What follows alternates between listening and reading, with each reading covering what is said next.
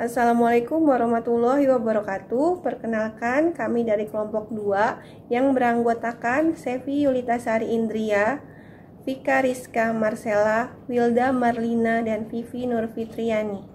Kami akan membahas tentang analisis isu global pandemi COVID-19. Pandemi COVID-19 adalah pandemi global dari penyakit coronavirus 19 yang disebabkan oleh sindrom pernafasan akut coronavirus 2. Virus ini pertama kali diidentifikasi pada bulan Desember 2019 di Wuhan, Cina.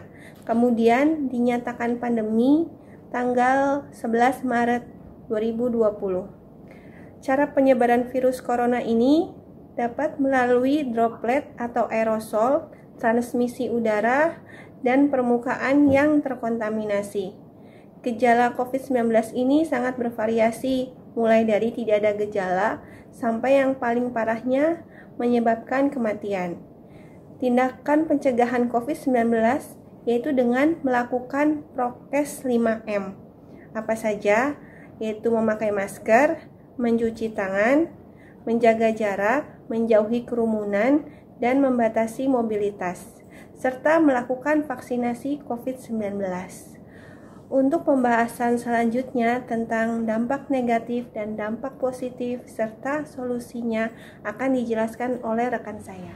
Perkenalkan, saya Vika Rizka Marcella akan menjelaskan mengenai dampak positif dan negatif adanya virus COVID-19 di bidang kesehatan.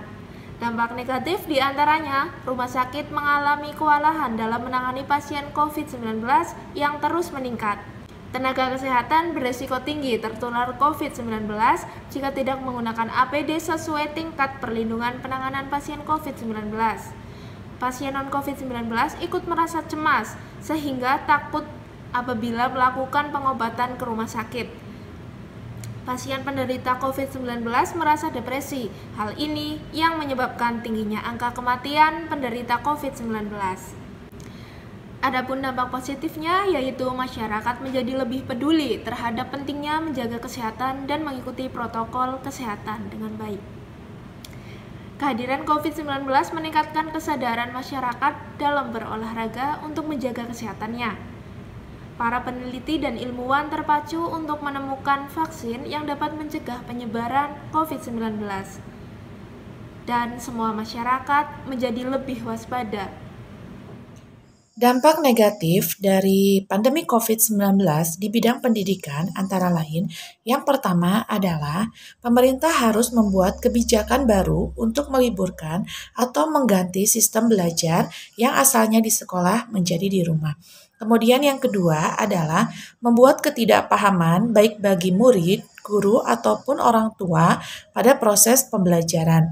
Yang ketiga adalah memaksa guru dan murid untuk belajar secara daring atau online.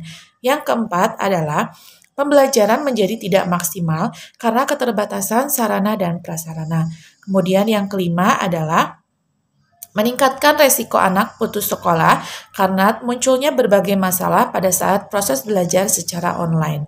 Kemudian dampak positif dari pandemi COVID-19 di bidang pendidikan antara lain adalah yang pertama, meningkatkan peran orang tua terhadap proses belajar pada anak. Kemudian yang kedua adalah meningkatkan kualitas pendidikan dengan kemajuan teknologi baik di sekolah ataupun perguruan tinggi. Yang ketiga adalah pemerintah menjadi lebih peka terhadap dunia pendidikan yang pada saat ini menggunakan sistem online.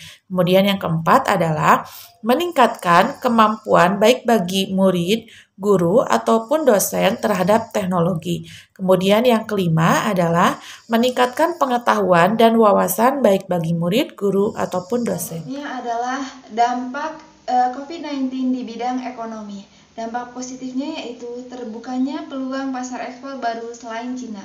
Yang kedua adalah peluang memperkuat ekonomi dalam negeri. Yang ketiga, ada koreksi ekonomi agar lebih stabil. Meningkatnya bisnis usaha ekonomi digital. Dampak negatif dari pandemi ini di bidang ekonomi. Yang pertama, banyaknya terjadi PHK. Kemudian, pembatalan penerbangan. Kemudian yang ketiga adalah penurunan wisata asing. Kemudian terjadinya panic buying. Yang kita ketahui pada awal-awal lockdown pandemi, masyarakat menjadi panik buying, yaitu membeli barang-barang secara berlebihan sehingga menyebabkan barang-barang di pasar mengalami kelangkaan. Dari pemaparan ini disampaikan solusinya yaitu masyarakat harus lebih sadar terhadap penyebaran COVID-19 dengan menerapkan pola hidup sehat dan bersih yaitu PHBS. Kemudian menerapkan protokol kesehatan dimanapun berada dengan menerapkan 5M. Yang 5M yang pertama adalah memakai masker, mencuci tangan pakai sabun dan air mengalir, menjaga jarak, menjauhi kerumunan, serta membatasi mobilisasi dan interaksi. Kemudian yang terakhir adalah mengikuti pelaksanaan vaksinasi COVID-19. Sekian pemaparan kelompok dari kami, kurang lebihnya mohon maaf.